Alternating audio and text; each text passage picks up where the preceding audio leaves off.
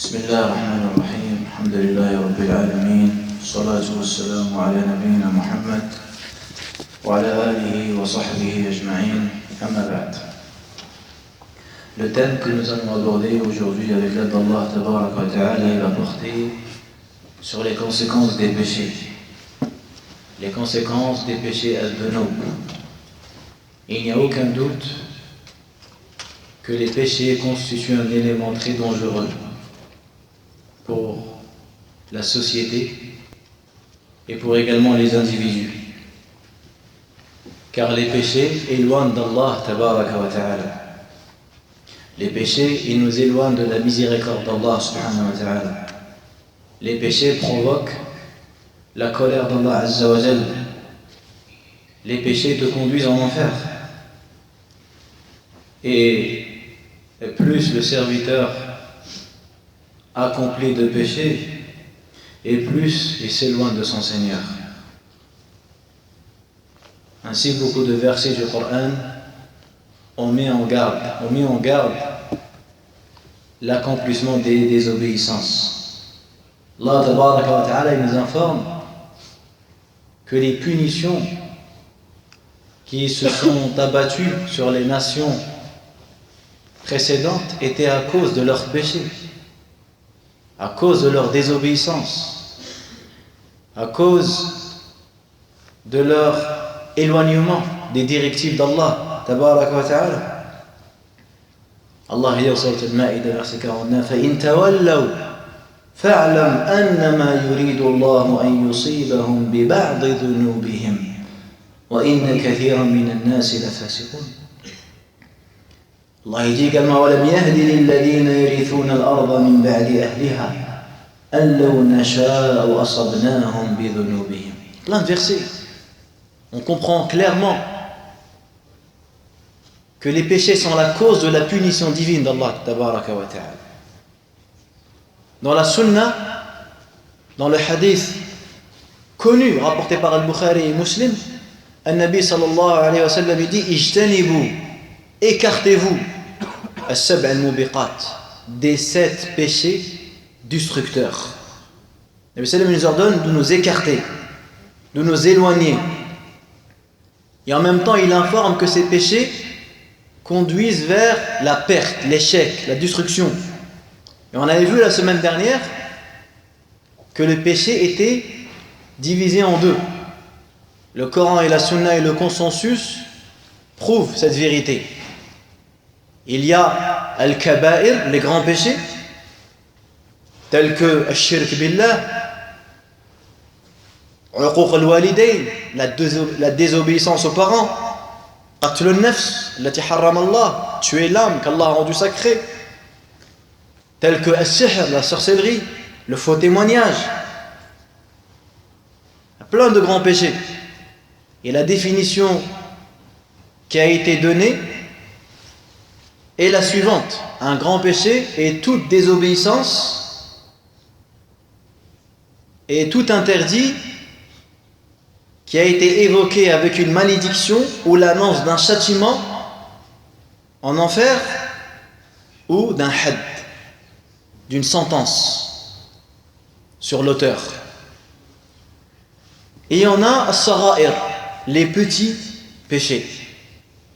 Et ce sont tous ces péchés auxquels sa définition ne peut s'appliquer.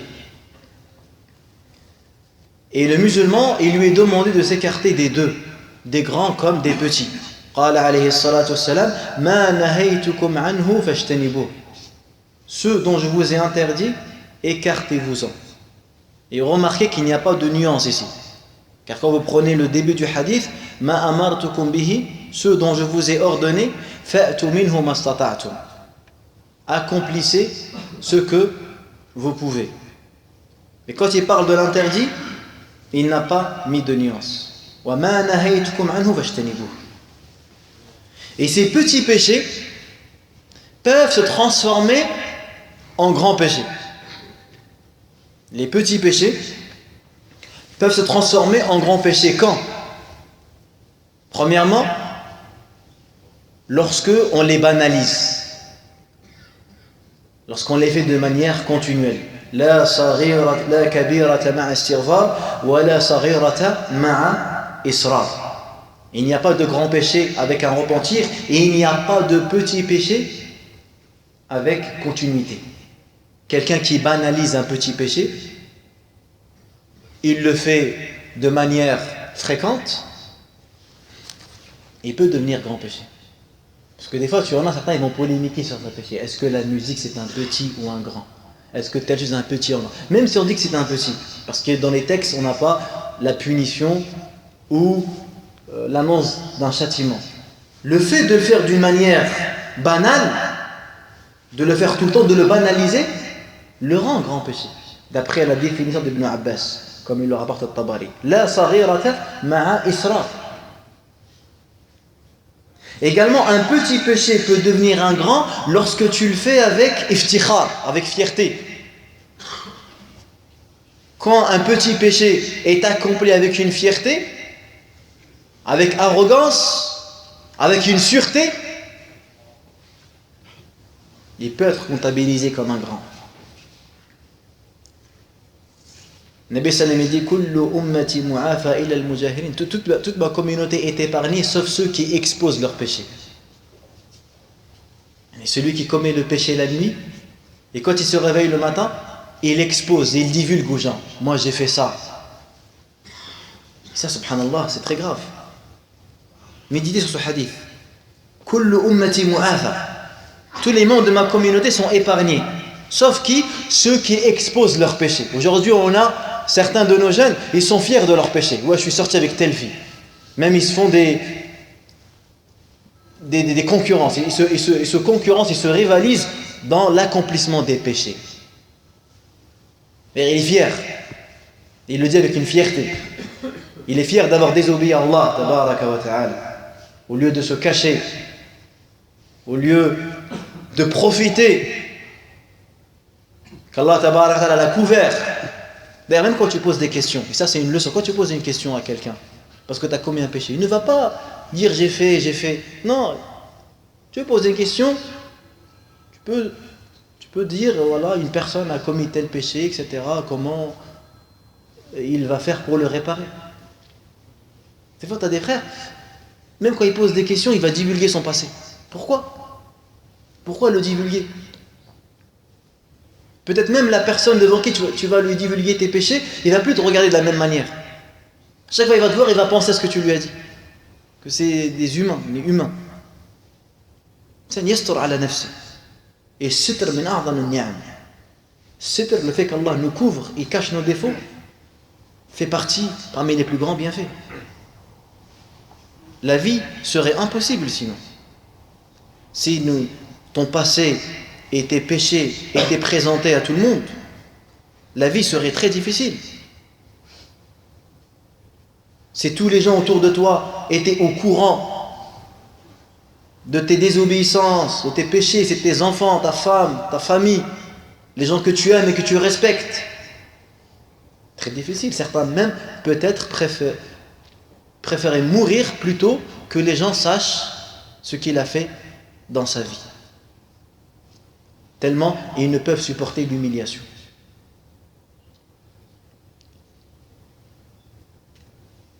Et c'est la raison pour laquelle le Nabi sallallahu alayhi wa sallam, il incite également les musulmans à se cacher les défauts. Man satara musliman, celui qui cache les défauts d'un musulman, satarahu Allahu fi dunya wal akhirah. Allah il le couvre dans la dunya et dans la akhirah. Quand tu caches les fautes et les péchés de ton frère musulman, Allah tabaraka wa ta'ala se chargera de cacher tes fautes et tes erreurs. Et si tu cherches les défauts et les failles des musulmans, Allah tabaraka wa ta'ala se chargera à chercher tes failles et tes défauts et tes péchés et il va t'humilier devant tout le monde.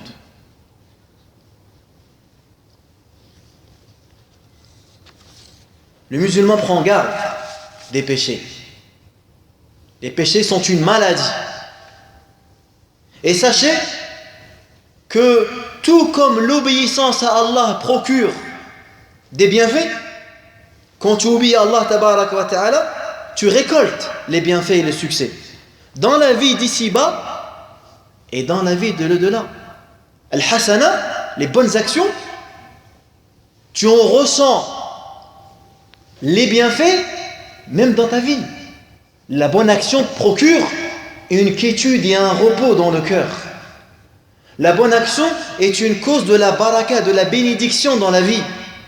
Allah, il bénit les gens pieux dans leur temps, dans leur argent, dans leur famille, dans leur vie généralement.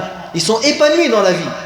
Certains salafs ils disaient لو يعلم بنا الملوك وأبناء الملوك ما نحن فيه من النعيم لجالدون عليه بالسيوف.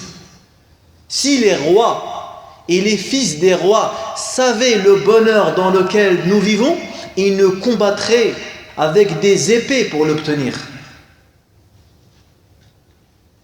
Les pieux racontaient la jouissance dans laquelle Allah tabaraka wa ta'ala leur a accordé grâce à leur piété. Certains ils disaient même, il y en a un il disait, si les gens du paradis, il dit des fois, quand j'ai la foi, je me sens dans une quiétude, dans un bonheur, où je me dis que si les gens du paradis étaient comme ça, vraiment ils ont une vie extraordinaire. L'imam Ibn Taymiyyah rahimahullah, il a mis une parole, il dit inna fi dunya jannah man lam yadkhulha lam yadkhul jannata al-akhirah. Dans la vie d'ici-bas, il y a un paradis. Celui qui ne goûte pas à ce paradis-là, il ne goûtera pas au paradis de l'au-delà. Ibn al-Qayyim a expliqué le sens de son professeur. Il dit le paradis dans cette vie d'ici-bas, c'est l'amour, la confiance et la proximité que le serviteur ressent auprès de son Seigneur. Le fait qu'Allah tabaraka wa ta'ala devient ton confident. Le fait qu'Allah tabaraka wa ta'ala devient toute ta vie. Tu reviens vers lui, vers toute chose. La malja'a wa la manja min Allah illa ilayh. Et il n'y a de refuge et il n'y a d'abri qu'en revenant vers Allah tabaraka wa ta'ala. Donc tout comme les bonnes actions, la piété procurent le bonheur dans la vie, وَلَوْ أَنَّ أَهْلَ الْقُرَى آمَنُوا وَاتَّقَوْا لَفَتَحْنَا عَلَيْهِمْ بَرَكَاتٍ مِنَ السَّمَاءِ وَالْأَرْضِ. Ce sont les propos d'Allah. Si les gens des villes ou des villages auraient cru, auraient craint, nous aurions fait descendre sur eux les bénédictions des cieux et de la terre. وَقُلْتُ اسْتَغْفِرُوا رَبَّكُمْ إِنَّهُ كَانَ غَفَّارًا. Nous, alayhi salam, quand il prêche son peuple, il les incite à demander le pardon, le repentir, à revenir vers Allah. قُلْتُ اسْتَغْفِرُوا رَبَّكُمْ. Je leur ai dit, demandez pardon à votre Seigneur, car certes il est pardonneur. Puis il informe des mérites. Parce que le serviteur, il est motivé quand tu lui évoques les mérites et la récompense qu'il aura. C'est la raison pour laquelle Allah tabaraka wa ta'ala, il parle beaucoup du paradis et de l'enfer. Al-Qur'an bayna at-targhib wa at-tarhib. Le Coran, il est entre la menace et la bonne annonce. Et Nabi sallallahu alayhi wa sallam, souvent, il nous informe de la récompense de telle et telle action pour nous donner envie de la mettre en pratique. Alors ici, l'istighfar, Nuh alayhi salam informe les gens. Il les incite à demander le pardon, à multiplier le pardon, le repentir, le retour vers Allah, tout en informant les avantages qu'ils vont avoir. قُلْتُ اسْتَغْفِرُوا رَبَّكُمْ إِنَّهُ كَانَ غَفَّارًا يُرْسِلِ السَّمَاءَ عَلَيْكُمْ مِدْرَارًا. Déjà, il fera descendre sur vous la pluie du ciel. وَيُمْدِدْكُمْ بِأَمْوَالٍ. Il vous donnera de l'argent, l'amwal, وَبَنِينَ, et des enfants. وَيَجْعَلْ, ça c'est dans le dunya. وَيَجْعَلْ لَكُمْ جَنَّاتٍ وَيَجْعَلْ لَكُمْ أَنْهَارًا, ça dans l'akhirah. Il y a un des savants à Médine, il racontait un jour, alors qu'il parlait de fadl al-istighfar, il disait un jour, il y a un frère, il est venu le voir. Il lui dit, ça fait plusieurs années que j'étais marié. Et je n'arrivais pas à avoir d'enfant avec mon épouse. Il dit, un jour, un vendredi matin, je me suis réveillé, j'étais triste, angoissé. J'ai informé ma femme de ma volonté de me séparer d'elle. Parce que je voulais absolument qu'Allah tabaraka wa ta'ala m'accorde une descendance. Il dit, quand je lui dis ces mots, bien sûr, cette femme a été triste. Et je l'ai laissée pleurer et je suis sorti. Et il dit, je suis passé près d'une mosquée. Et je me suis arrêté pour prier le Jumu'ah. Et le cheikh il raconte, le cheikh Abd al-Razzaq al-Abbad, un savant qui est très connu, il disait, et il est arrivé dans ma mosquée. Il dit, et le sujet du discours que j'avais choisi sur là, c'était sur Fadl al-Istighfar, le mérite de faire l'istighfar. Alors, la khutbah a été faite et Cheikh il a évoqué ce verset avec les avantages qu'Allah Tabaraka wa Ta'ala a promis grâce au istighfar. Et parmi les avantages qu'il avait évoqués, la descendance. Si tu veux avoir des enfants, tu veux Allah Tabaraka wa Ta'ala donner des enfants, alors sache que l'istighfar c'est une cause vraiment grandiose, parce que Allah il évoque clairement. Yumdidkum bi amwalin wa banin. Alors le frère il raconte au Cheikh, il lui dit que quand j'ai entendu ces mots, ça m'a donné de l'espoir. Ça m'a réconforté. Je me suis dit, c'est Allah Tabaraka wa Ta'ala qui m'a ramené ici. Et le sujet qui est évoqué, c'est un sujet qui me concerne directement. Et dès lors, je suis rentré chez moi en annonçant à ma femme que je regrettais ce que j'avais dit. Mais qu'elle devait faire l'istighfar. Et multiplier l'istighfar beaucoup de fois dans la journée. Et dit, je suis venu te remercier. Car quelque temps après, ma femme m'a informé qu'elle était enceinte. Et je remercie Allah Tabaraka wa Ta'ala, et je te remercie toi pour ce discours que tu as fait.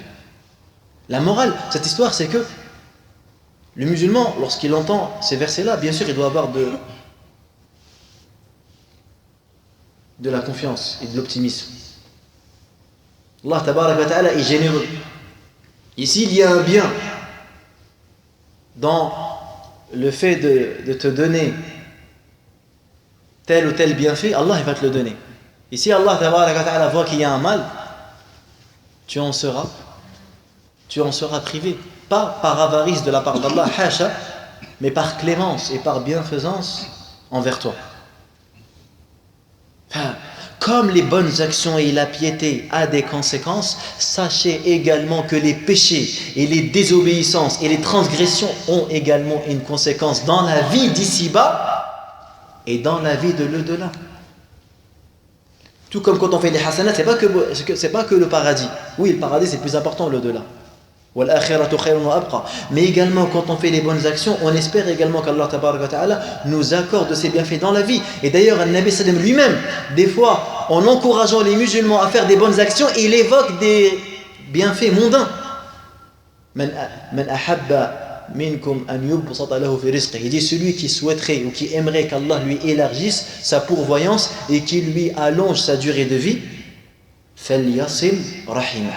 qu'il se montre bon envers ses proches. Vous voyez, il nous encourage à faire une bonne action, une adoration qui est le fait de nouer le lien de parenté en informant d'une récompense mondaine.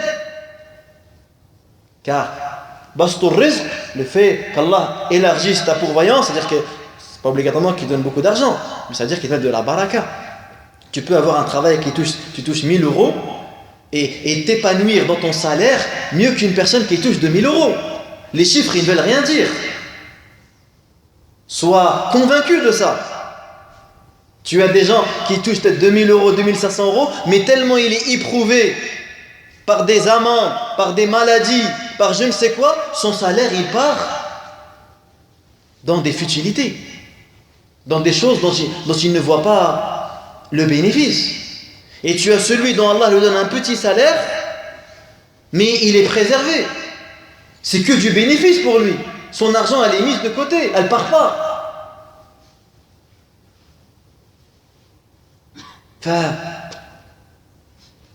Tout comme les bonnes actions ont une conséquence dans la vie du musulman, les péchés ont également des conséquences douloureuses. Un mal que seul Allah Tabaraka wa Ta'ala connaît l'ampleur. Durant le mois dernier, on avait traité du sujet de la famille et les problèmes de couple qui pouvaient y avoir dans nos foyers. Et il y a peu de temps, j'ai appris un hadith que je ne connaissais pas du tout. Et pourtant, c'est un hadith qui est authentique, rapporté par l'imam Ahmed et jugé authentique par Cheikh Al-Albani rahimahullah. D'après Abdullah ibn Omar, An-Nabi sallallahu alayhi wa sallam, il a dit Walladhi nafsu Muhammadin biyadih, par celui qui tient l'âme de Muhammad entre entre ses mains. ما تواد اثنان ففرق بينهما إلا بذنب يحدثه أحدهما. Un Nabi, il jure qu'à chaque fois deux personnes se sont aimées, puis se sont séparées, que cela était dû à un péché commis chez l'un d'entre eux. Chaque fois que deux personnes se sont aimées et se sont séparées, c'est dû à un péché que l'un des deux a commis. Un savant, en faisant le commentaire de ce hadith, il dit وَلَمْ يَذْكُرْ رَسُولُ اللَّهِ صَلَّى اللَّهُ عَلَيْهِ وَسَلَّمَ نَوْعَ الذَّنْبِ. Il n'a pas cité le type de péché. Et également, il n'a pas évoqué la relation entre les deux. Ça peut être un couple, tout comme ça peut être des proches, tout comme ça peut être des amis. Donc on comprend qu'également les péchés sont la cause de la séparation, de la rancœur, de la division, au sein d'une famille, au sein d'une mosquée et au sein d'une communauté. Et commettre des péchés, vous savez, c'est un signe que tu as une mauvaise aqidah, une mauvaise croyance. D'ailleurs, les savants citent le bon comportement dans le chapitre de la croyance. Pourquoi? Parce qu'il y a un lien direct entre la bonne croyance et entre la pratique et le comportement. Commettre des péchés est un signe que ta croyance elle est corrompue. Et il y a dans cette vérité une réplique à ceux qui prétendent lorsqu'ils commettent des péchés, il va dire mais moi ma foi elle est bien, mon cœur il est bien, etc. etc. C'est faux. Si ta foi elle était saine et que ta croyance était bonne, tu n'aurais pas fait ce que tu fais. Et tu n'aurais pas accompli ces péchés-là et ces erreurs-là.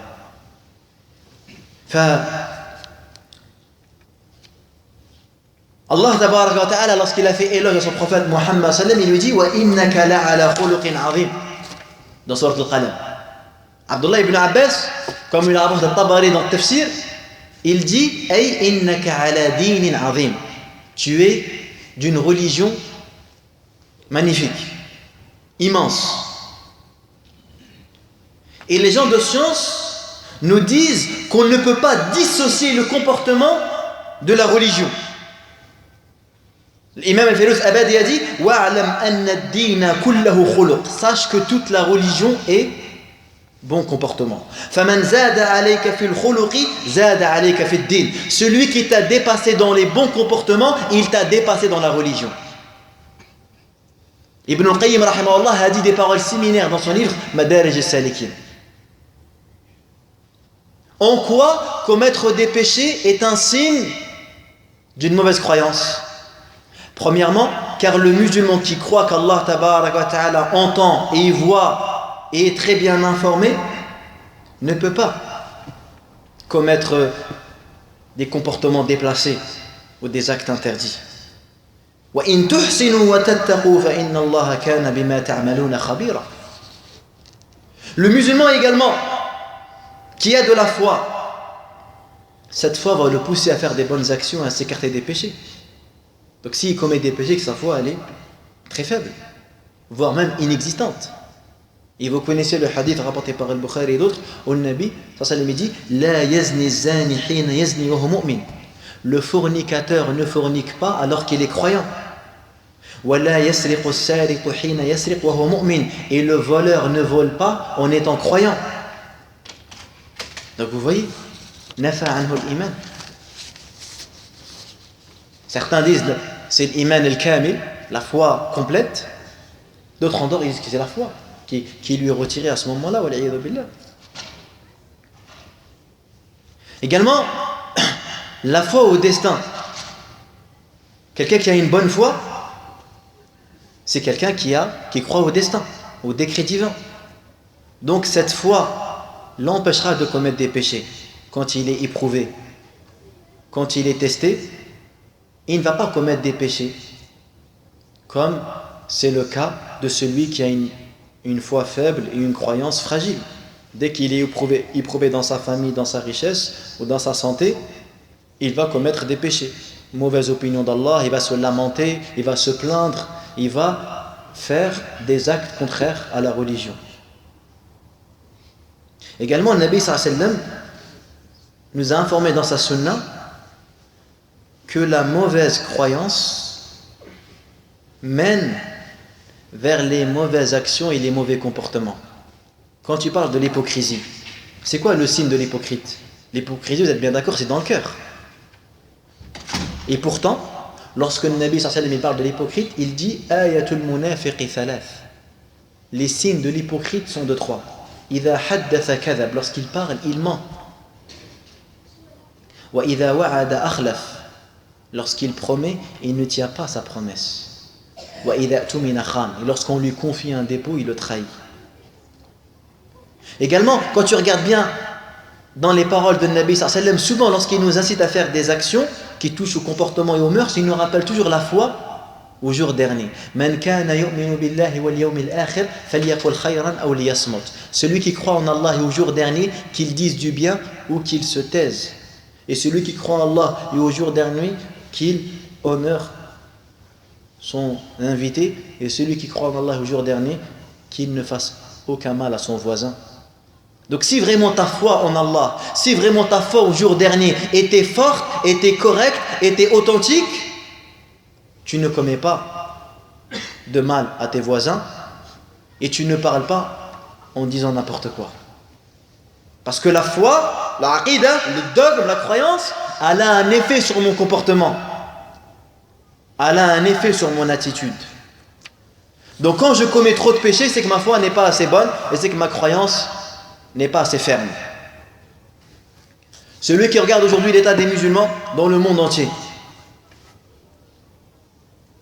verra que les musulmans vivent une période très difficile. Ils sont éprouvés. Et bien sûr, la cause principale est nos péchés. Parce que l'ennemi a de l'emprise sur toi lorsque tu baisses la garde et lorsque tu es faible. Shaitan, quand est-ce qu'il possède l'individu?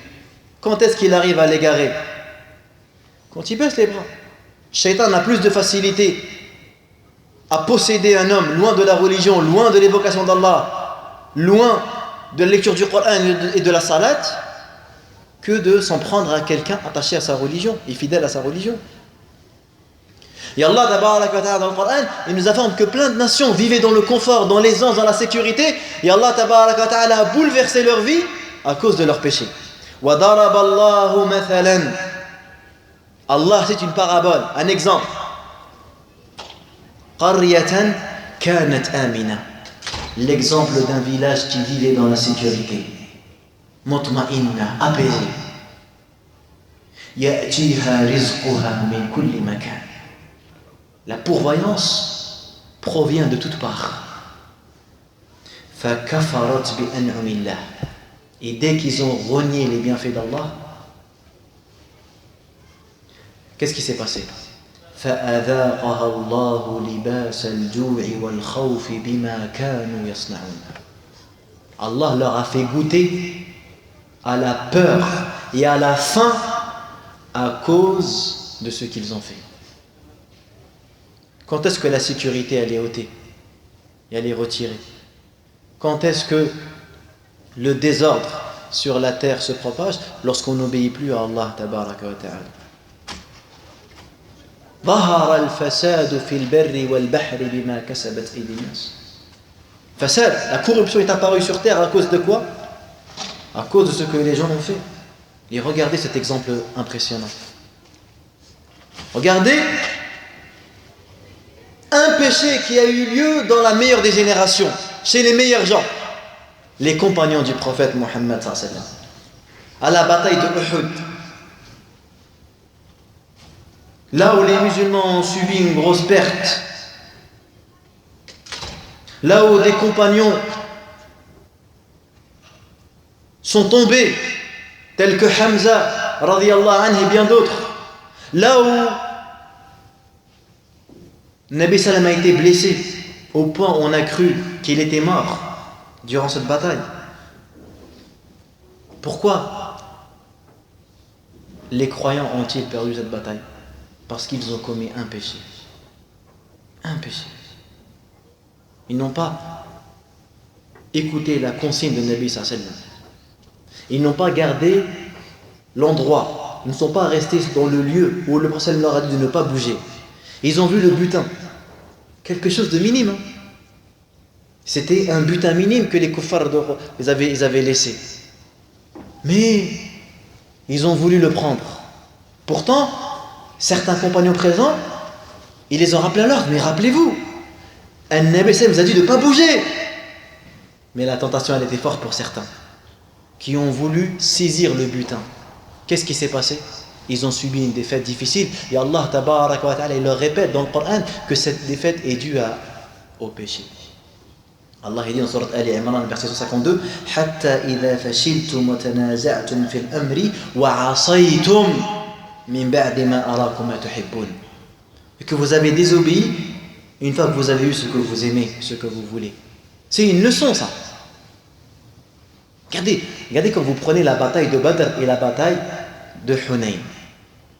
La bataille de Badr, les musulmans étaient peu nombreux, 300 et quelques, face à des polythéistes qui étaient plus de 1000. Les musulmans ne voulaient pas le combat, ils voulaient récupérer leurs biens. Les kuffars de Quraysh voulaient le combat. Les musulmans n'avaient rien. 2 chevaux, ils se partageaient une date. Les kuffars de Quraysh, ils avaient tout ce qu'il fallait. Mais comme il y avait la foi, la confiance en Allah, tabaraka wa ta'ala, Allah leur a secouru les croyants et leur a donné victoire. Mais regardez la bataille de Hunayn, les croyants étaient bien plus nombreux que leurs adversaires. Et ils étaient bien plus forts que leurs adversaires. Mais comme ils ont manqué quelques notions qu'Allah tabaraka wa ta'ala voulait, ils ont perdu.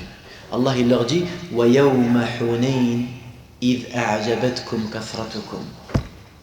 Et le jour de Hunayn où vous avez été éblouis par votre nombre, au point où certains ils ont dit personne ne va nous battre aujourd'hui.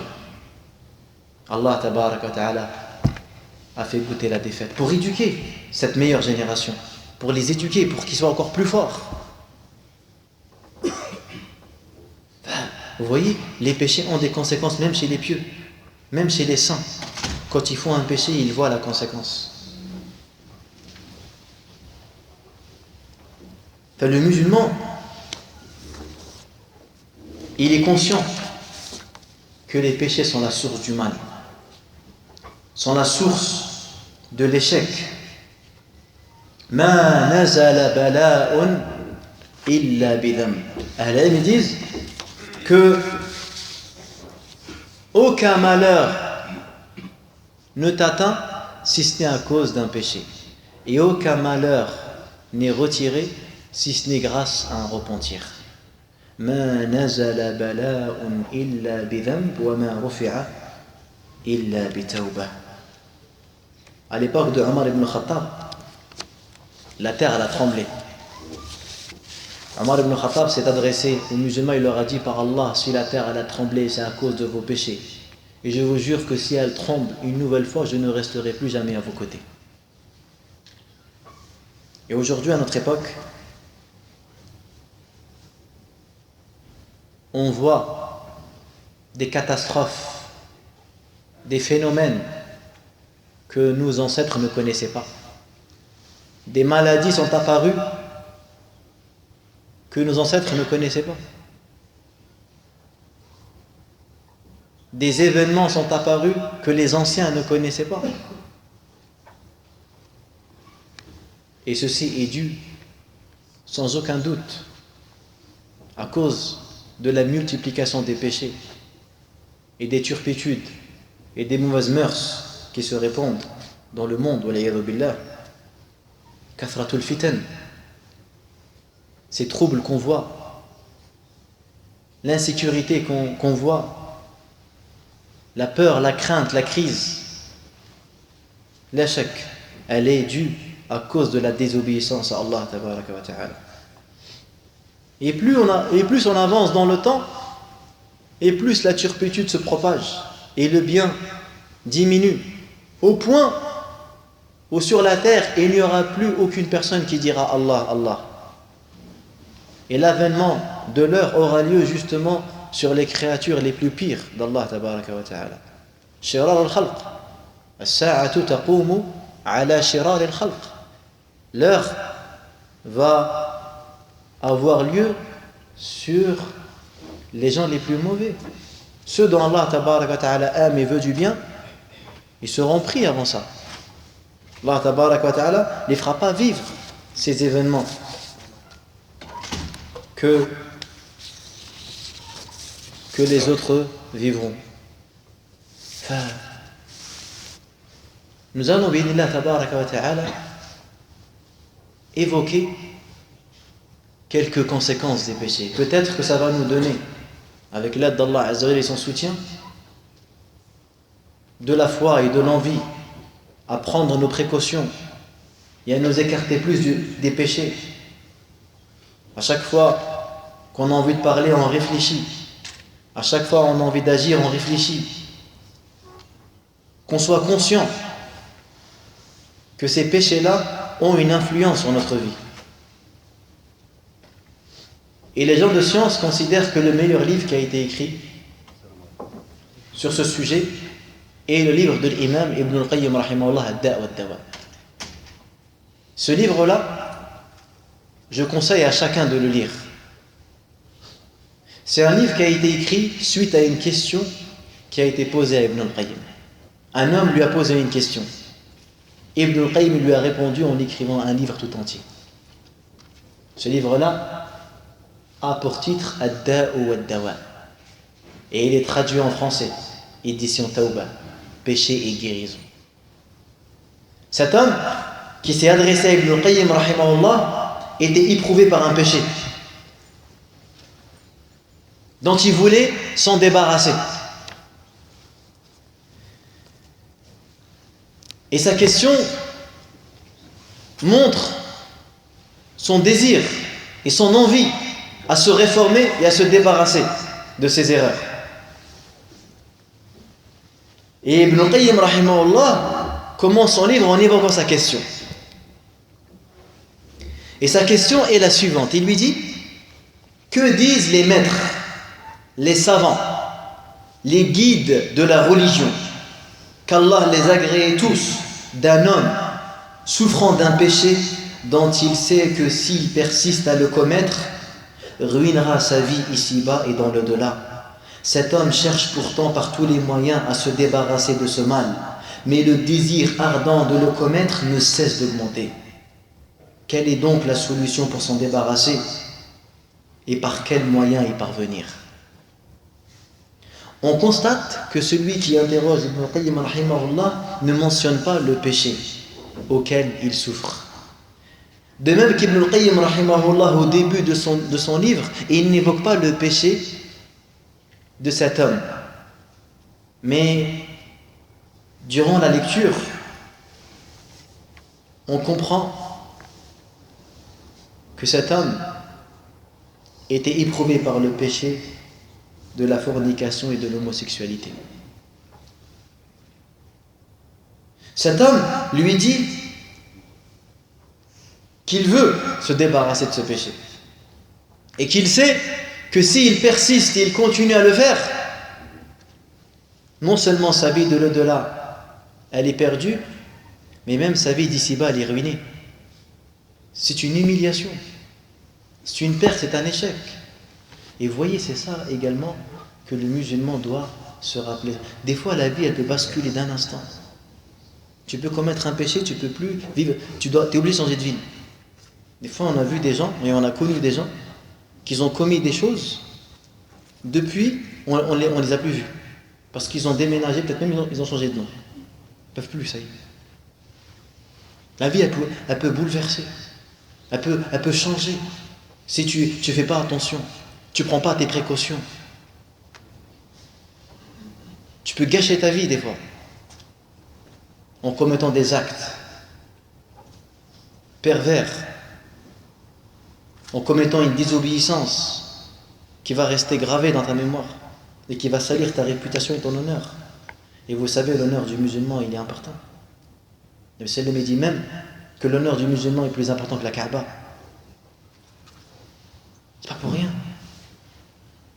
Et on connaît la réaction de Maryam, alayha salam, lorsque elle a appris qu'elle attendait un enfant, alors que celle-ci n'était pas mariée. Elle savait très bien la réaction des gens. Elle s'attendait aux critiques et aux rumeurs. Et elle a dit Ya laytani mittu qabla hadha wa kuntu nasiyan mansiya. Ibn al-Qayyim rahimahullah, dans ce livre, il a donné de l'espoir à cet homme. Nous, si maintenant un frère il vient et dit ouais, je suis homosexuel, on va lui dire quoi? Il se peut, certains ils vont l'insulter, ne me serre plus la main, vas-y, parle-moi plus. Non, Ibn al-Qayyim il a donné de l'espoir. Il lui a donné une méthode, il lui a donné un remède. Et il lui fait rappeler dans son livre, il lui dit si on demande malgré tout, existe-t-il un remède à ce mal gravissime, une ruqya pour cette sorcellerie mortelle, un moyen de repousser cette folie, un chemin menant à la réussite, est-il possible à celui qui est ivre de ses passions de se réveiller? L'amoureux fou maîtrise-t-il son cœur lorsque les passions est parvenu à ses tréfonds? Le médecin a-t-il les moyens après cela de soigner son mal? Ibn al-Qayyim dit, on dit qu'effectivement il existe un remède, et la réponse découle de la parole du prophète sallallahu alayhi wa sallam. Allah n'a pas fait descendre une maladie sans lui attribuer un remède connu de certains et ignoré à d'autres. Le musulman il donne de l'espoir aux gens. Le musulman il cherche à corriger, à réformer. C'est vrai. Comment serait ton comportement, ya akhi, si ton frère de sang te dit qu'il était homosexuel? Comment tu vas réagir? Comment tu vas réagir?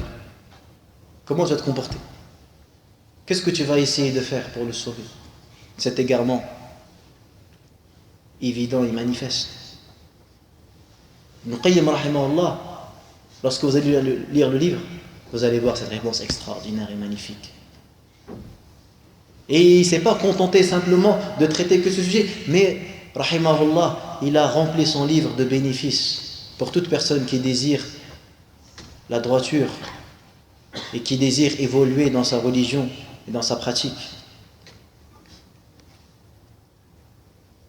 Et je vais vous lire, une fois qu'Ibn al-Qayyim a commencé à conseiller cet homme de faire des du'a, et il lui recommande de multiplier les invocations, et il lui fait prendre conscience que l'invocation est l'arme du croyant, et que la purification est entre les mains d'Allah tabaraka wa ta'ala. Si Allah tabaraka wa ta'ala t'aide et t'assiste, tu pourras surmonter ses erreurs et ses défauts. Et il lui fait également connaître le réel sens de l'invocation, que l'invocation nécessite des conditions et une éthique et un comportement pour qu'elle ait de l'effet. Alors il lui ramène tous les hadiths dans lesquels un-Nabi sallam nous a appris comment on devait s'adresser à notre Seigneur, car invoquer est un art. Et plus le musulman adopte une éthique parfaite et un comportement adéquat pour s'adresser au Seigneur des mondes et de la terre, et il est plus à même d'obtenir la réponse et la clémence de son Seigneur. Après avoir traité celui-là, Ibn al-Qayyim il a un discours extraordinaire où il met en avant les conséquences et les méfaits des péchés. Il dit, rahimahullah, il faut savoir que les péchés entraînent nécessairement des méfaits. Et ces méfaits sur le cœur sont semblables aux méfaits du poison sur le corps, en fonction de leur degré de nuisance.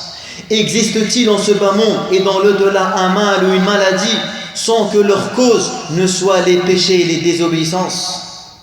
Qu'est-ce qui a fait sortir les parents, Adam et Hawa, du paradis, la demeure des délices, de la joie et du bonheur, pour la demeure des douleurs, tristesse et malheur?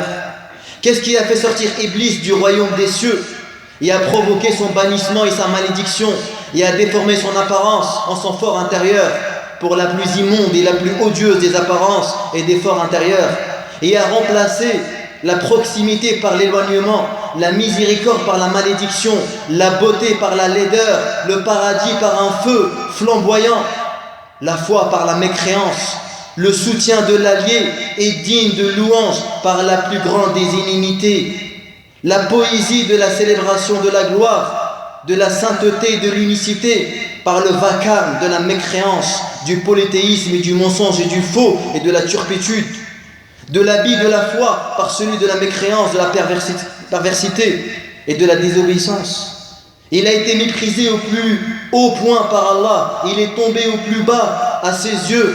La colère du Seigneur s'est abattue sur lui, il l'a égaré, il l'a abhorré au plus haut point. Il est donc devenu le meneur de tout dépravé criminel. Il a accepté d'être ce menteur après avoir été un rang élevé dans l'adoration. Je cherche protection auprès de toi, ô Allah, contre le fait de m'opposer à ton ordre et tomber dans tes interdits. Qu'est-ce qui a noyé tous les habitants de la terre au point que l'eau dépasse les sommets de la montagne? Qu'est-ce qui a déchaîné la tempête contre le peuple de Had au point de les jeter sans vie au sol comme s'ils étaient des troncs de palmiers morts?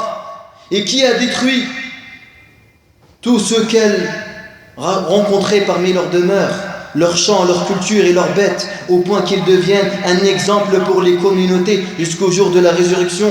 Qu'est-ce qui a envoyé contre le peuple de Thamoud le cri qui leur déchira le cœur et la poitrine, si bien qu'ils moururent jusqu'au dernier? Qu'est-ce qui a élevé la cité de Lot au point que les anges entendent les aboiements de leurs chiens, puis la retournant sur eux, la mettant sens dessous, les faisant ainsi tous périr, puis des pierres tombées du ciel se sont abattues sur eux, et ils ont subi un ensemble de châtiments qu'aucun autre peuple n'a subi. Et il en est de même pour leurs semblables. Qu'est-ce qui a envoyé un nuage au peuple de Shu'aïb, et lorsqu'il parvint au-dessus d'eux, il fait pleuvoir sur eux un feu flamboyant? Qu'est-ce qui a noyé Pharaon et son peuple dans la mer, puis leurs âmes ont été portées vers l'enfer, ainsi que les corps ont été noyés et les âmes consumées? Qu'est-ce qui a englouti Qarun, sa demeure, ses biens et sa famille? Qu'est-ce qui a entraîné à la perte les peuples après Nuh en les faisant subir différents châtiments? Qu'est-ce qui a amené la perte du peuple de Yassine par le cri qui les détruisait jusqu'au dernier? Qu'est-ce qui a envoyé contre eux ces différents châtiments? Parfois par la mort, la destruction des demeures, d'autres fois par l'inquiétude des rois, d'aucuns par la transformation et de certains par la transformation en singes et en porcs. لَيَبْعَثَنَّ عَلَيْهِمْ إِلَى يَوْمِ الْقِيَامَةِ مَنْ يَسُومُهُمْ سُوءَ الْعَذَابِ إِنَّ رَبَّكَ لَسَرِيعُ الْعِقَابِ وَإِنَّهُ لَغَفُورٌ رَحِيمٌ. Et Ibn al-Qayyim rahimahullah tabaraka wa ta'ala, après ces propos, après cette introduction et cette éloquence et cette mise en garde des péchés, il évoque tous les hadiths, tous les versets qui montrent quand Allah tabaraka wa ta'ala est en colère. Quand Allah tabaraka wa ta'ala se met en colère, alors sa colère a des conséquences. Des fois, quand on entend certains qui ont témoigné à des événements incroyables sur la terre, ils disent: on a l'impression que la nature est déchaînée contre nous. Ils disent: on a l'impression que la nature est en colère contre nous. Lorsqu'une tempête se déclenche, lorsqu'un tremblement de terre se provoque, lorsqu'un tsunami surgit, les gens disent: on ressent que la nature est en colère contre nous. On ressent que la nature se déchaîne. Mais ce n'est pas la nature qui décide. La nature ne fait que d'obéir aux ordres. Au lieu de se remettre en question et de revenir vers Allah tabaraka wa ta'ala, l'homme il préfère trouver d'autres explications. scientifique à ces événements. Ils préfèrent trouver des explications rationnelles pour expliquer les tremblements de terre, pour expliquer l'apparition des maladies rarissimes, pour expliquer le désordre sur terre et la corruption propagée. Tandis que la vérité n'est autre que la colère d'Allah tabaraka wa ta'ala. Il y a un hadith qu'on devrait se mettre à l'idée. Qu'est-ce qu'il a dit, le Nabi sallallahu alayhi wa sallam, le jour où le jugement dernier sera déclenché? Il dit Sayadribu Rabbuna. Écoutez bien cette parole. Retenez cette parole. Allah se mettra en colère ce jour-là comme jamais il ne l'a été. Tels sont les propos de Nabi sallallahu alayhi wa sallam. Le jour du jugement dernier, Allah se mettra en colère comme jamais il ne l'a été. Vous imaginez? Ainsi, il nous dit que la seule parole formulée par les prophètes et les messagers, c'est de dire Allahumma sallim sallim. Allahumma sallim sallim. Oh Allah, épargne-nous, épargne-nous. Subhanallah, tu vas voir les prophètes pour intercéder, ils vont dire non. On a peur. Allahumma sallim sallim. Imagine-toi, alors que tu es dans ce jour-là. Imagine-toi quand tu vas être debout et que devant toi tu vois les 8 portes du paradis. Et que pour traverser ce chemin afin d'accéder à cette demeure éternelle et que tu espères et que tu as envie, tu devras traverser un pont plus fin qu'un cheveu et plus tranchant qu'une épée. Et que tout autour, il y a plein de crochets, des calalibes qui saisissent des humains. Et quand je dis des humains, c'est que des musulmans, parce que les mécréants sont déjà en enfer. Il n'y a que les croyants qui vont passer le pont. Car en effet, les mécréants sont déjà dans leur demeure pour toujours. Imagine-toi cet instant où tu passes un pont plus fin qu'un cheveu et plus tranchant qu'une épée. Et qu'en dessous, tu as un enfer qui flambe, un enfer douloureux, et que tu as un Seigneur en colère, et que pour rentrer au paradis, tu dois passer ce pont. Et que la seule vitesse sera en fonction de la piété et de la bienfaisance. Imagine-toi tous ces regrets, toutes les fois où tu aurais pu dire Subhanallah, Alhamdulillah, wa la ilallah, Allahu Akbar. Toutes les fois où tu aurais pu jeûner les lundis et jeudis. Toutes les fois où tu pourrais donner 1 euro, ça donnera 1 euro par jour. Toutes les fois où tu aurais pu réconcilier entre toi et tes frères. Toutes les fois où tu aurais pu te rapprocher un peu plus du paradis. Et que ça sera trop tard, tu ne pourras plus rien faire. Imagine-toi de tout ça. D'ailleurs, le Nabi sallallahu alayhi wa sallam nous évoque même qu'Allah il va compléter son bienfait aux habitants du paradis, comme dans le hadith rapporté par Muslim, lorsqu'il dira Ya ahl al-jannah hal raditum. Ô gens du paradis, êtes-vous satisfaits? Ils diront Wa ma lana la narda. Et comment on ne pourrait pas être satisfait alors que tu as illuminé nos visages, tu nous as sauvés de l'enfer et tu nous as accordé ton paradis? Après Allah il leur dira Afala azidukum. Voulez-vous un rajout?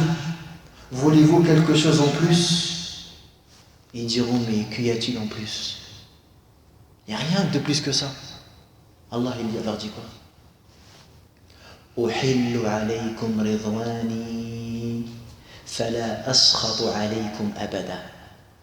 Je vous comble par ma satisfaction et je ne serai plus jamais en colère contre vous. Vous avez vu? Al-Rida pour toujours. Je vous comble par ma satisfaction et je ne serai plus jamais en colère contre vous. Et Allah tabaraka wa ta'ala, il va ôter le voile qui les séparait qui le séparaient d'eux, et ils verront leur Seigneur, et jamais une chose plus belle ne leur a été donnée comme le fait de regarder leur Seigneur. Aujourd'hui, Allah il peut t'aimer, il peut être satisfait de toi, demain Allah il peut te détester. Vous avez vu? Tu prends quelqu'un, c'est un kafir, c'est un mécréant. Le matin il s'est réveillé, il est maudit par Allah Azza wa Jalla. L'après-midi il se convertit, il est aimé par Allah. Tu prends quelqu'un, c'est un croyant. Croit en Allah, il prie, il jeûne. Subhanallah. Inna al-abda la yatakallamu bil kalima. Tu peux prononcer une parole. Rapporté par al-Bukhari. La yulqi laha balan. Dont il ne mesure pas l'ampleur et la gravité. Pour lui, c'est rien. Takhirru bihi fi nari jahannama 70 kharifa. Elle est la cause de son entrée en enfer pendant 70 ans. Ibn al-Qayyim, dans le même livre, il dit combien lui faut-il pour attraper ces 70 ans au fin fond de l'enfer? Combien lui faut-il? Une parole, 70 ans d'enfer? C'est-à-dire, des fois, on peut tomber des yeux d'Allah. C'est ça qu'il faut qu'on se rende compte. Pour ça, le vrai croyant qui se rappelle sans cesse ces choses-là, jamais il tombe dans l'arrogance et dans la fierté. Combien on a vu des frères, ils étaient sur la sunna, sur la droiture, et ils se sont égarés. Combien on a vu des gens avant? Moi, le premier, j'en ai vu des gens, je me méprisais quand je les regardais. Quand j'ai commencé dans la religion, quand j'ai commencé à apprendre, il y avait des frères, je me méprisais quand je les voyais. Leur motivation. On les a vus plusieurs années après. Tu ne trouves même pas les mots pour expliquer le constat et le changement et la situation. Ainsi, l'ibra, c'est comment tu vas mourir. Il se peut que tu vas mourir pendant un moment où tu es en train de faire le repentir, tu as la foi, tu as l'amour d'Allah. Tout comme tu peux mourir dans un moment où ta foi, elle est dans la décadence. Tu peux mourir dans un moment où tu es avec des pervers dans une voiture, vous écoutez du rap. Et tu n'as pas fait ta prière à l'heure. Et tu meurs alors qu'il te manque une prière. Tu meurs alors que tu as des dettes, tu as de l'injustice vis-à-vis des autres. Et le Nabi Sallam ne priait même pas sur ceux qui avaient des dettes. Comment on pourrait être touché par l'arrogance et par la fierté alors qu'on ne sait même pas comment on va mourir, alors qu'on ne connaît même pas le demain, alors qu'on ne sait même pas notre rétribution auprès d'Allah tabaraka wa ta'ala. Et on est tous convaincus que si Allah Azza wa Jal nous juge par sa justice, on périt. Personne d'entre nous ne souhaiterait être jugé par la justice d'Allah. Personne. Je ne pense pas. On aimerait tous être jugés par sa clémence et sa miséricorde. Parce que si Allah il nous juge par sa justice au donnant, on va tous périr.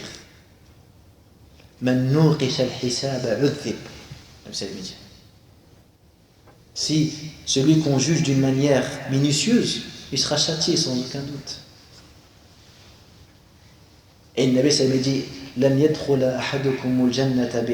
personne d'entre vous n'entrera au paradis avec ses actions. Ils ont dit même toi ya Rasulallah, il a dit même moi illa an yatarammadani Allahu bi rahmati, sauf si Dieu me comble par sa miséricorde. Sauf si Dieu me comble par sa miséricorde. Nous devons être pauvres d'Allah. Vous savez, Ibn al-Qayyim il a une parole magnifique d'un pieu. Il y a un pieu, il a dit j'ai réfléchi comment je pourrais obtenir la place la plus proche d'Allah. Alors j'ai regardé la porte de la prière et j'ai trouvé qu'elle était remplie.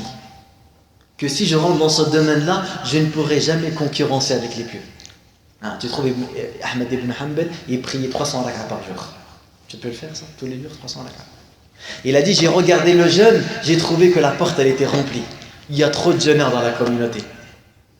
Il y en a les jeunes de Daoud, un jour sur deux, l'autre les lundis et jeudis, l'autre les Ayyam al-Bir.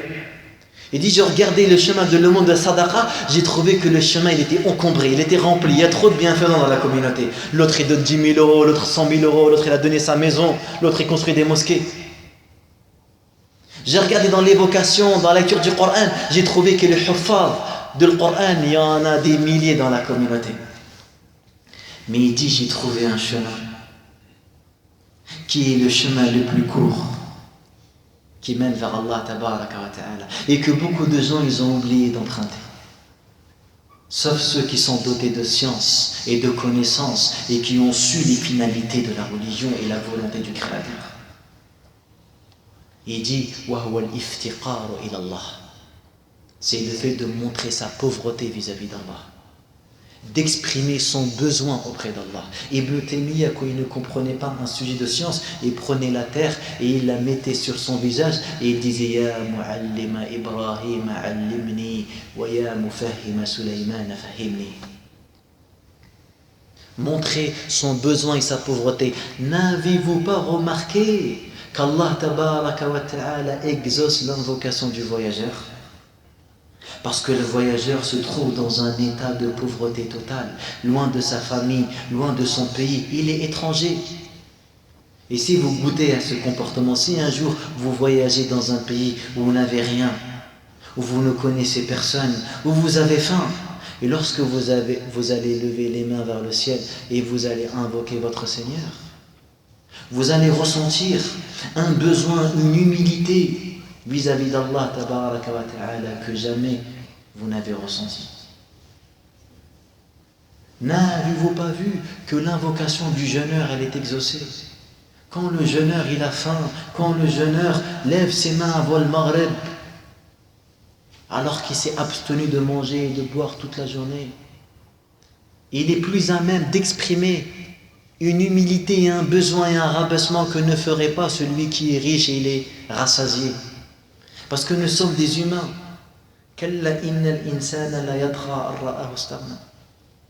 N'importe qui d'entre nous, si je te donne un 4x4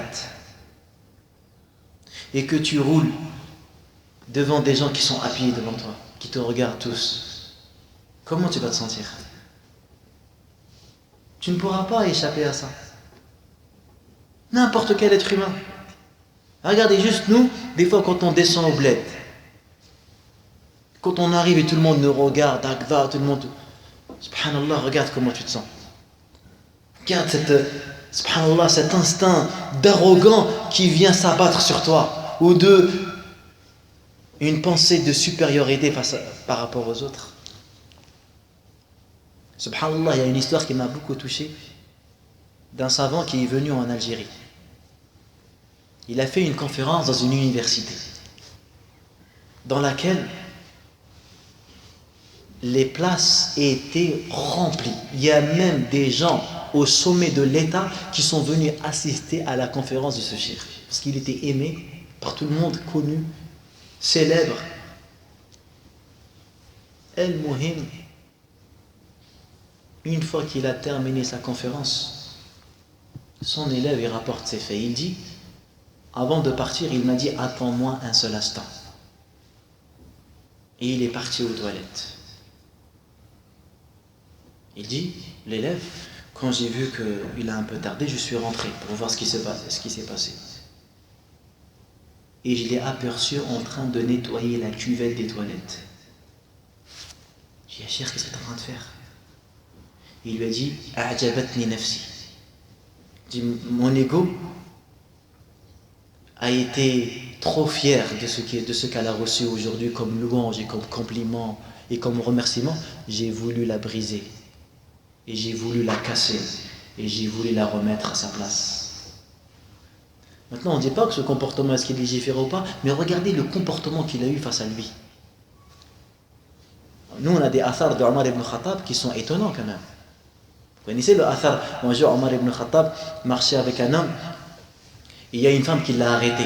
Et elle s'est mise à le gronder, à lui crier dessus. Taqillah ya Omar, je t'ai connu, tu étais un enfant, etc. Et lui, il baisse la tête. Et il l'écoute. Omar ibn Khattab, personne n'osait le regarder dans les yeux. Shaitan, quand il le voit marcher sur un chemin, il change de chemin. Iblis, il change de chemin quand il voit Omar ibn Khattab, radiyallahu anhu. Et la femme, elle le gronde. Et Omar il baisse la tête. L'homme, il était choqué. Une fois cette femme, elle est partie. Il lui dit à Omar, ô émir des croyants, pourquoi te laisser humilier par cette femme? Il lui a dit, mais sais-tu qui est cette femme? Et il lui a dit, c'est celle dont les versets ont été révélés. قَدْ سَمِعَ اللَّهُ قَوْلَ الَّتِي تُجَادِلُكَ فِي زَوْجِهَا وَتَشْتَكِي إِلَى اللَّهِ وَاللَّهُ يَسْمَعُ تَحَاوُرَكُمَا.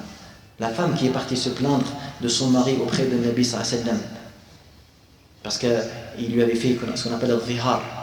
Tu es pour moi comme le dos de ma mère, et elle devient interdite. Elle est venue se plaindre pour que Nabi lui trouve une solution. Tashtaki. Et Allah il dit qad sami'a, certes Allah il a entendu les plaintes de cette femme. Omar il lui dit,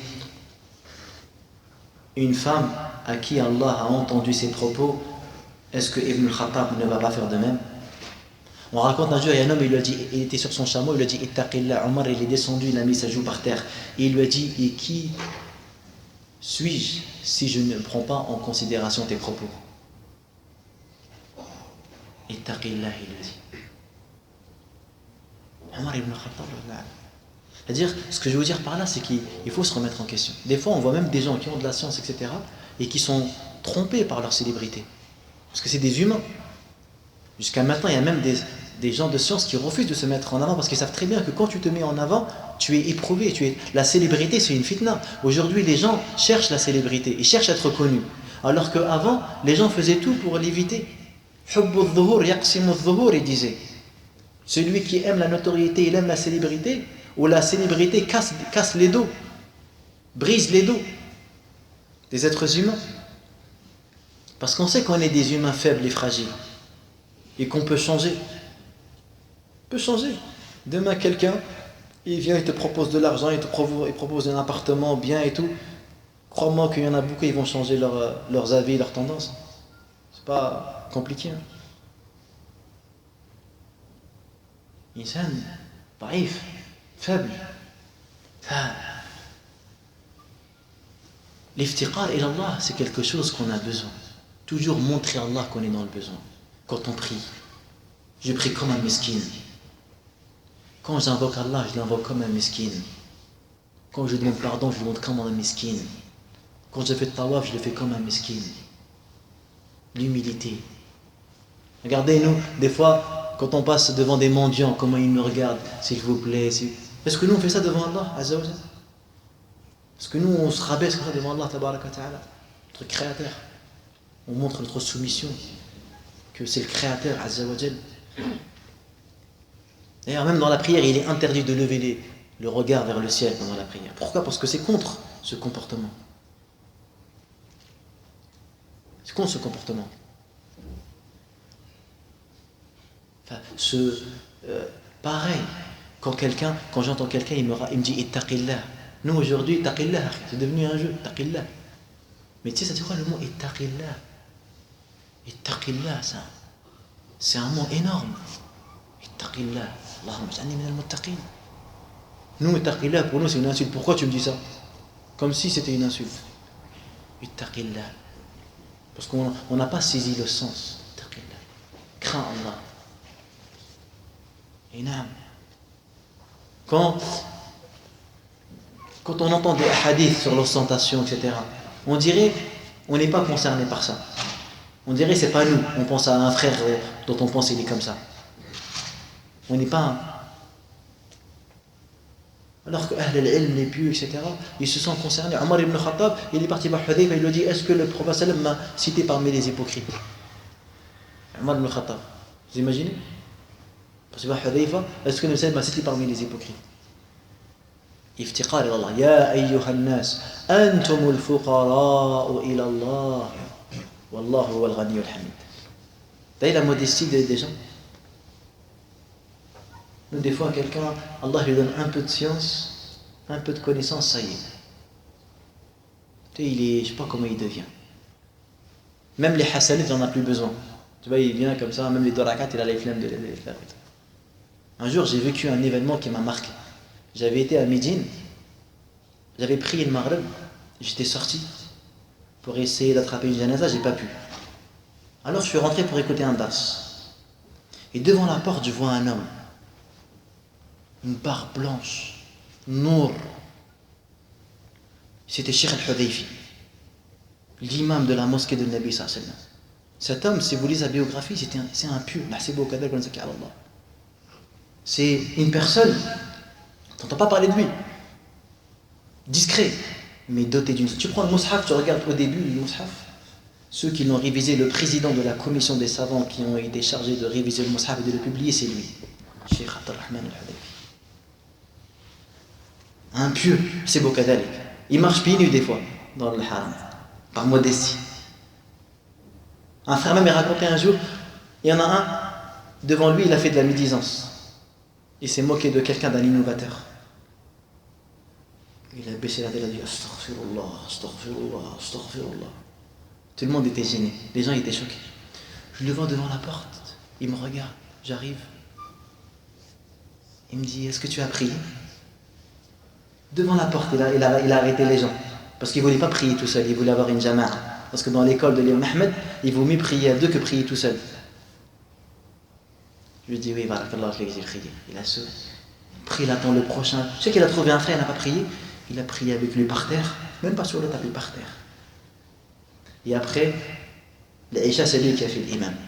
Je me suis dit, lui, le Hudayfi, il a peut-être la notoriété d'un ministre ici. Voilà. Est-ce que quelqu'un il ferait ça? Il se mettrait devant la porte d'une mosquée en attendant que quelqu'un pour prier avec lui, pour ne pas rater les 27 degrés? Cette modestie. Et demander à un jeune qui pourrait être son enfant. Regarde la crainte d'Allah, comment elle rend les gens. Elle les rend modestes et humbles.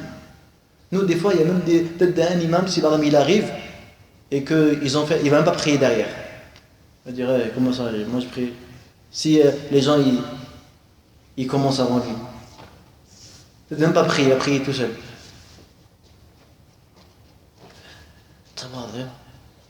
Quand il saigne yazdad iftiqar ila Allah. Il a besoin de hasanat. C'est pas, ouais, ça va, j'en ai assez, alhamdulillah, c'est bon. Non, il a besoin de hasanat. Et ça, en fait, c'est bien sûr les péchés qui noircissent le cœur. On n'est plus attiré vers les bonnes actions.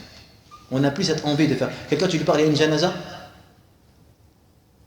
mais tu lui dis, subhanallah, il y a 100 000 € à prendre. Ça va le faire réagir. Mais il y a une janaza, c'est une montagne de hasanat quand même. Des fois même tu trouves, des fois même quand on prie, des fois on a une janaza, des fois des mecs ils sortent. Et pour attendre 5 minutes, il ne va pas attendre. Il sort, il va rater ce hajar-là. Certes, il n'a pas commis de péché, mais comment est-ce que tu peux rater une récompense qui est accessible et facile à faire? Enfin, les péchés ont des effets dévastateurs sur le cœur et le corps, dans ce monde d'ici-bas et dans la vie de l'au-delà. Alors parmi leurs effets, il y a la privation de la connaissance. Chef, un jour, il avait un homme, il lui a dit, je vois qu'Allah a placé dans ton cœur une certaine lumière. Évite donc de l'éteindre par les ténèbres du péché. شكوت إلى وكيع سوء حفظي فأرشدني إلى ترك المعاصي وأخبرني بأن العلم نور ونور الله لا يؤتاه عاصي. Je me suis plaint à Waki' de ma faiblesse dans la mémoire et dans l'apprentissage. Il m'a orienté de délaisser les péchés et il m'a informé que la science était une lumière et que la lumière d'Allah ne se donne pas à un pécheur.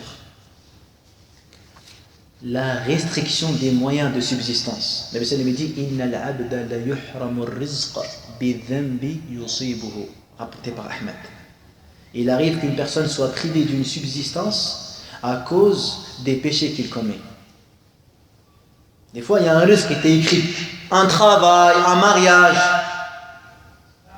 Pourquoi tu ne l'as pas encore obtenu? À cause d'un péché. Soit ta tante, ça fait 1 an, tu n'as même pas demandé comment elle va. Soit une dette que tu n'as pas remboursée. Soit une hypocrisie que tu n'as pas encore trouvée. Un orgueil que tu n'as pas lavé.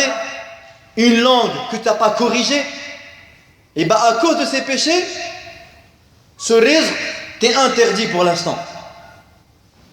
Il se peut un repentir et le barakat min Allah tabaraka wa ta'ala tenzil. Troisièmement, parmi les effets des péchés, la désolation du cœur. Le pécheur, dans son fort intérieur, il ressent entre lui et Allah une désolation.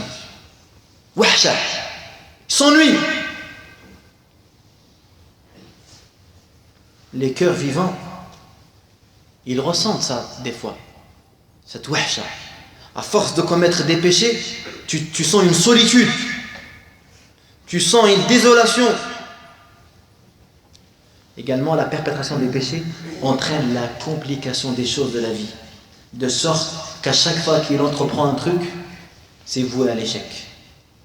À chaque fois qu'il veut faire un projet, les portes elles se ferment, subhanallah. Pose-toi des questions. Pose-toi des questions. Des fois, tu as des gens qui disent ça. À chaque fois que je fais un truc, ça ne marche pas. Pose-toi des questions. Nous, qu'est-ce qu'ils font les gens? Nous, peut-être on ma'ayyen. Toujours, c'est les autres, t'as vu? Nous, les musulmans, on est toujours victimes. Toujours, c'est on ma'ayyen. Parce que c'est toi qui a bloqué le chemin. Accuse-toi, toi d'abord, avant d'accuser les autres. Non, j'arrive pas à me marier, je crois qu'ils m'ont fait du suhour, je crois. Je crois qu'ils ont du ma'ayyen, les gens. Peut-être c'est toi qui commets tellement de péchés, mais tu es aveuglé, tu vois pas tes erreurs en face, c'est malheureux. Et c'est ça la pire des choses en plus. C'est de ne pas voir la réalité en face, de ne pas voir nos erreurs et nos péchés. Et en plus, on n'aime pas les gens qui nous font des reproches. Omar ibn Khattab disait Rahimallahu mri'an ahda ilayya uyubi. Qu'Allah fasse miséricorde à un homme qui me montre mes erreurs. Nous, on n'aime pas quelqu'un qui nous montre nos erreurs. On n'aime pas quelqu'un qui nous parle de nos erreurs. Si, akhi, parle-moi. Dis-moi mes erreurs. Viens me les dire. Tu vas me sauver la vie. Comme ça, je les corrige. Subhanallah al-azim, je les corrige. On aimerait bien qu'une personne, il m'informe, il me dit oui, fais pas ça, ça provoque une maladie. Ou regarde ce que tu as ça, si tu soignes pas, il y a une maladie grave. Je serais content s'il me le dit. Ou quelqu'un il m'avertit que mon fils traîne avec un tel, je serais content qu'il me le dise. Comme ça je corrige. Ou quelqu'un il me dit, si tu répares ça dans ta voiture, avec le temps, le moteur il sera mort. Ah, je veux dire, Wallah, merci beaucoup, akhi, barakallahu fik. Je serais content. Parce que grâce à lui, je vais faire des économies. Au lieu d'acheter une nouvelle voiture, je vais réparer un truc à 100 euros, à 200 euros. Pourquoi je ne serais pas content que quelqu'un vienne et me dise, akhi, tu as dit ça, tu as fait ça, et c'est une erreur, tu as contredit le Coran et la Sunna, et regarde ce que Allah a dit, ce que tel savant dit. Barakallahu fik. Jazakallahu khayran, akhi. Biyahdak.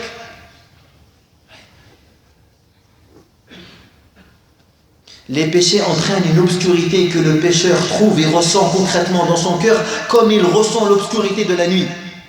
Et d'ailleurs, les pécheurs, tu le vois dans son visage. Ibn Abbas, il dit, le péché, il procure une obscurité dans le visage. Tout comme la bonne action, elle procure une lumière sur le visage. On a demandé à Al-Hassan al-Basri, pourquoi ceux qui prient la nuit, ils ont du nour dans leur visage? Il dit, parce qu'ils se sont isolés avec Allah, tabaraka wa ta'ala, alors il leur a accordé un peu de sa lumière. La privation de la volonté de faire des actes d'adoration. Si les péchés n'ont de sanction que le fait qu'ils détournent de l'obéissance à Allah, cela suffit comme punition. Juste le fait que quoi? Tu n'as même pas la force de faire le dhikr. Tu demandes à beaucoup de frères, est-ce que tu dis 100 fois subhanallah bihamdih? Est-ce que tu dis 100 fois la ilaha illallah wahdahu la sharika lahu lahul mulku wa lahul hamdu wa huwa ala kulli shay'in qadir? Est-ce que tu lis un hizb par jour? Il n'a pas la volonté de le faire.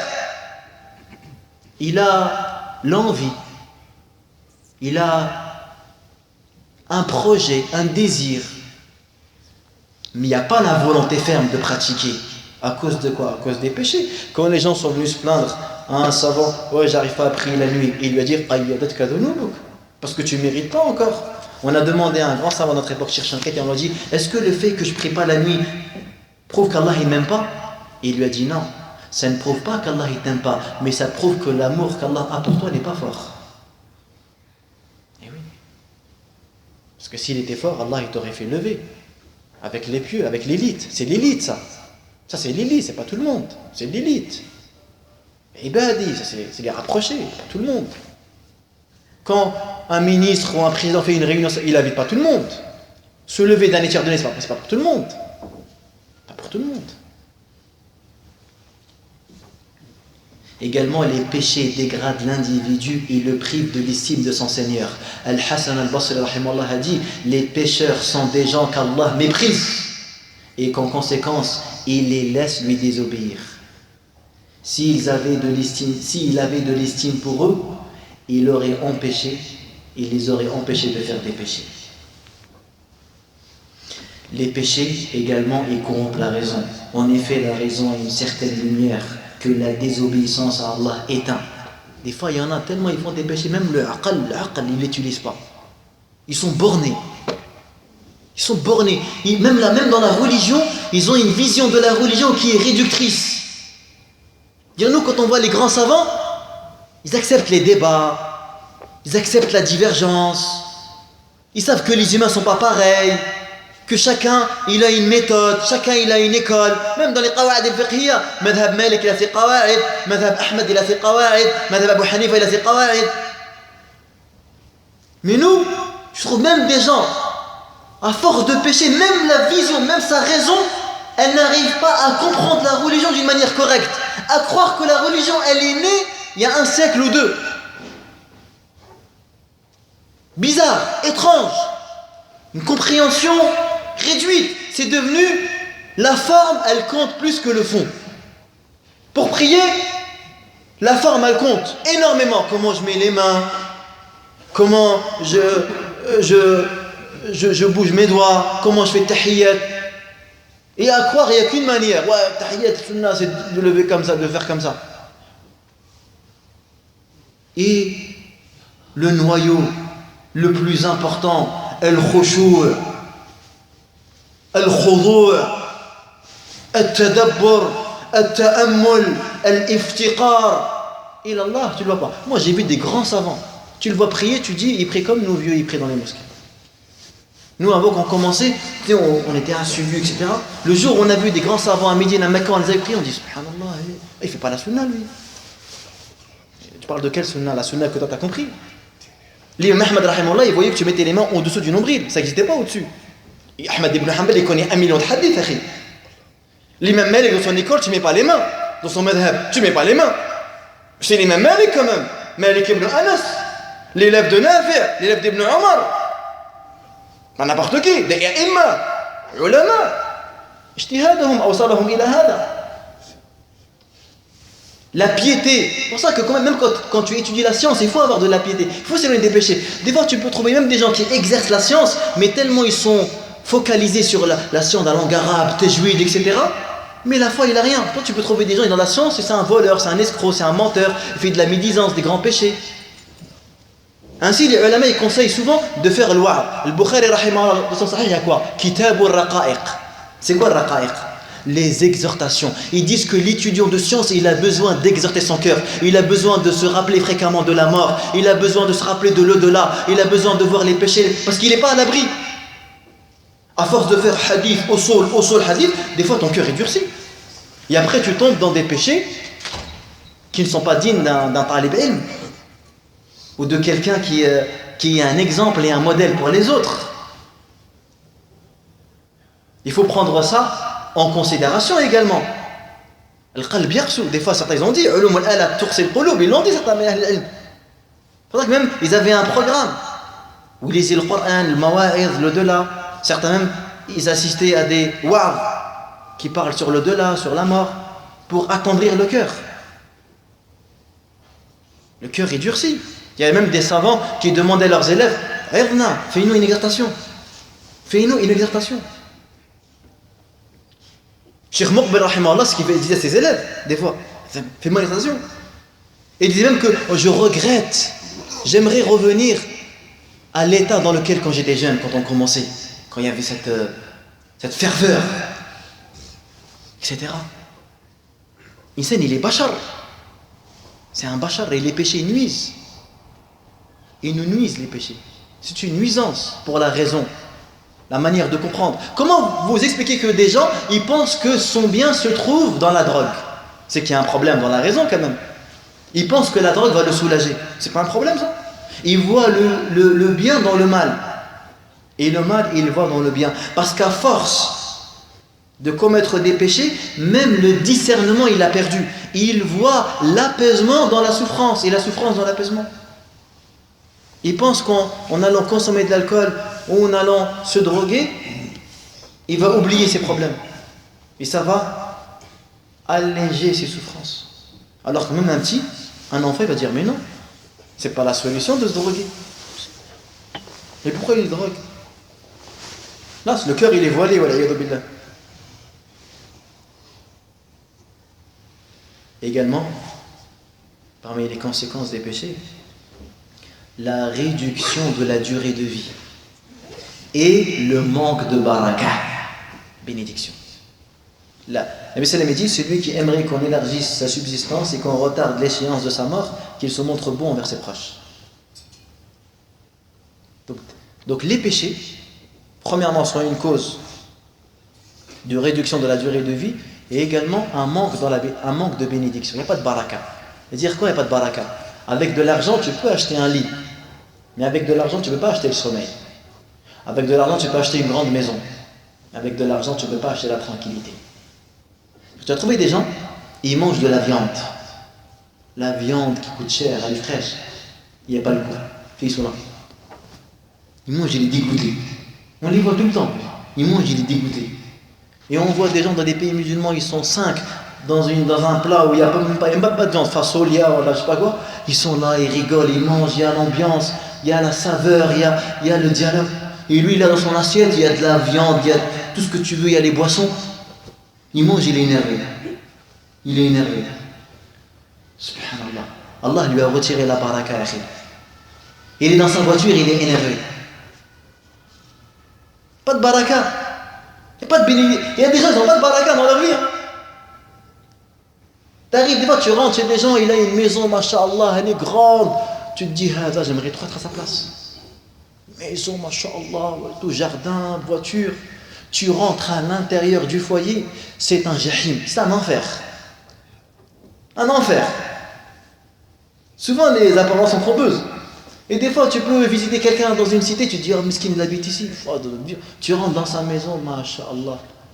Un jardin. Parmi les jardins du paradis. Souvent les apparences sont trompeuses.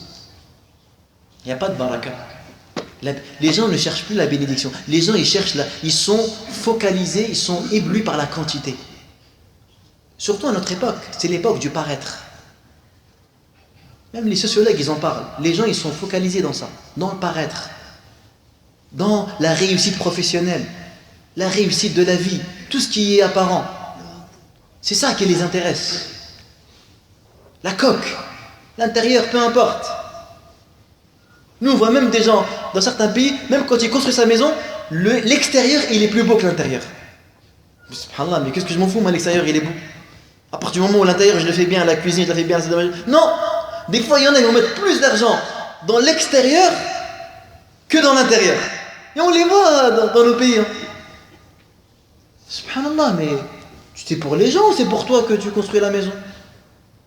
Si je fais une belle maison, c'est que moi, quand je rentre à l'intérieur avec mes enfants, je suis bien. Même si l'extérieur, il n'y a pas de peinture, même l'extérieur, il n'y a pas de balcon, il n'y a rien, à partir du moment où l'intérieur, il est bien, c'est ce qui compte, moi, le plus pour moi.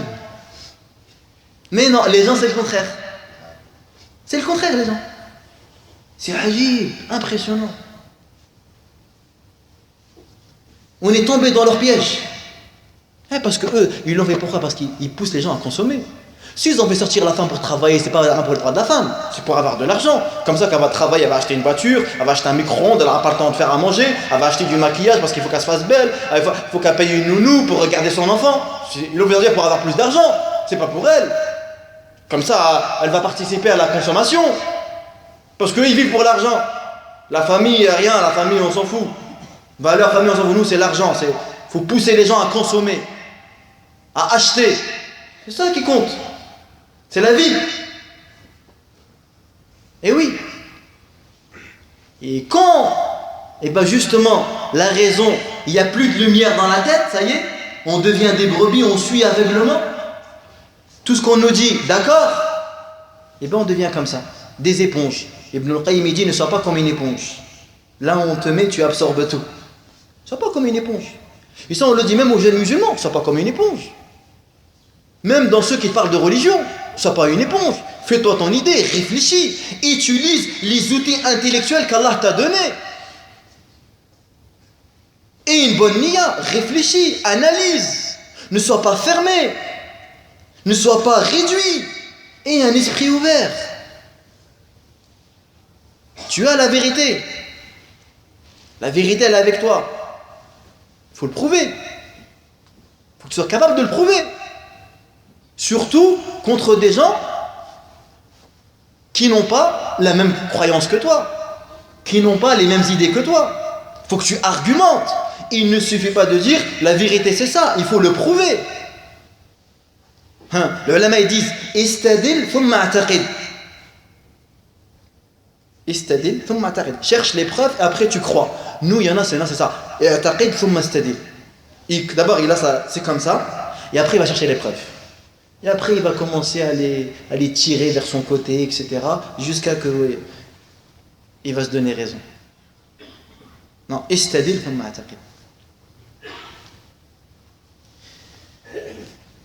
Et la plus sévère répercussion des péchés réside dans le fait qu'il entraîne une rupture entre le fidèle et son Seigneur.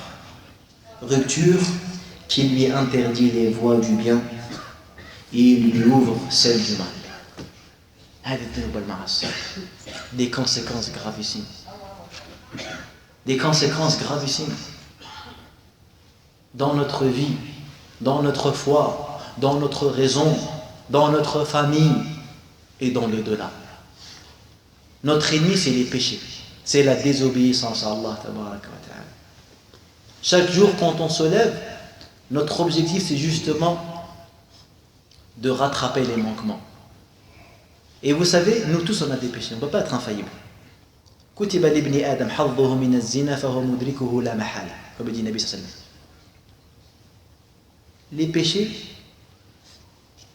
tu vas les faire. لأن كل بني آدم خطاء وخير الخطائين التوابون. Mais tout est dans la réaction et le comportement à avoir après le péché immédiatement. Et dans l'effort constant qu'on fait justement pour ne plus tomber dans les mêmes erreurs et ne plus reproduire les mêmes erreurs. Abdullah ibn Mas'ud dit Innal mu'min, rapporté par le Bukhari, il dit le croyant, il voit ses péchés comme une montagne qui est sur le point de tomber sur lui. Wa innal munafiq, et l'hypocrite, il voit ses péchés comme une mouche qui s'est positionnée sur son nez et il lui a fait comme ça. Un vrai croyant, il voit ses péchés sont lourds. Souvent, ça m'arrive de parler avec des gens. Il vient, il raconte ses problèmes, tu lui dis, il faut faire tauba, il faut rester. Il dit, franchement, moi, alhamdoulilah, je ne fais pas de péché, tu vois, je fais la prière, je ne bois pas, je ne fume pas, alhamdoulilah, je ne fais pas de péché. Ajib, wallah, ajib. Comment il peut dire ça? Je ne fais pas de péché. C'est que vraiment, il est ignorant de lui, en fait. Il ne se connaît pas. C'est ça la catastrophe. Il ne se connaît pas.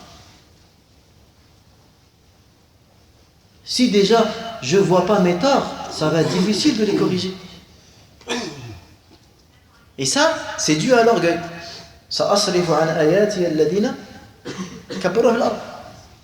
L'orgueil, il crée un voile où on ne voit pas nos défauts. On ne voit pas nos péchés. On ne voit pas nos manquements. Souvent les croyants disent Allahumma bassirna bi'uyubina. Oh Allah, fais-nous voir nos défauts.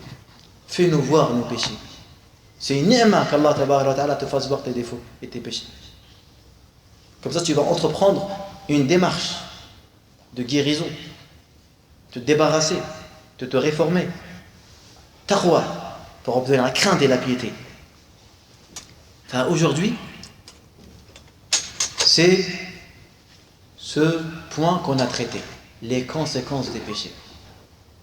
Et on a vu, à travers ça, que les péchés ont des conséquences dans notre vie.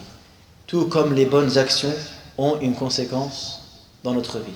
Et pour avoir plus d'informations et pour étaler et approfondir ces connaissances, je vous conseille vivement de vous procurer le livre Péché et guérison d'Ibn al-Qayyim rahimahullah et de le consulter régulièrement, car wallah, c'est un livre très bénéfique et c'est un livre dans lequel il y a un remède et une guérison bénéfique contre les maux et les problèmes et les malheurs qu'on subit tous les jours. Nas'alullah tabaraka wa ta'ala أن يغفر لنا ذنوبنا وأن يكفر عنا سيئاتنا وأن يتوفانا مع الأبرار.